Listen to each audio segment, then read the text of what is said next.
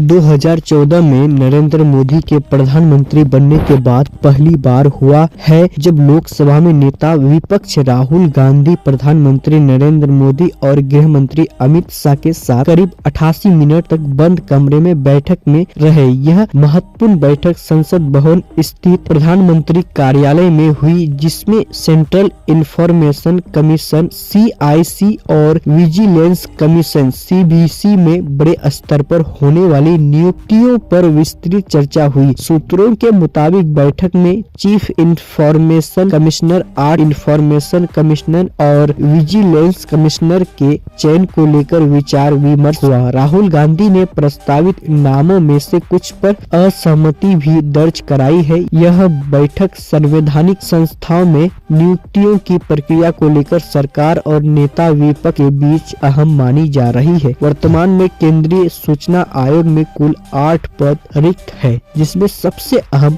मुख्य सूचना आयुक्त का पद भी शामिल है। ये पद महत्वपूर्ण है क्योंकि इन्हीं अधिकारियों के माध्यम से RTI आवेदनों, शिकायतों और अपीलों पर अंतिम निर्णय दिया जाता है। इस बैठक को संसद के भीतर सत्ता और विपक्ष के बीच संस्थागत नियुक्तियों को लेकर हुई एक महत्वपूर्ण और अभूतपूर्व बातचीत के रूप में देखा जा रहा है। एक्स पर एक पोस्ट में राहुल ने लिखा, देश की जनता ये 3 बहुत जरूरी और सीधे सवाल पूछ रही है। प्रधान न्यायाधीश को चुनाव आयोग से संबंधित चयन समिति से क्यों हटाया? 2024 चुनाव से पहले चुनाव आयोग को लगभग पूरी कानूनी सुरक्षा क्यों दी? CCTV फुटेज 45 दिन में नष्ट करने की इतनी जल्दबाजी क्यों?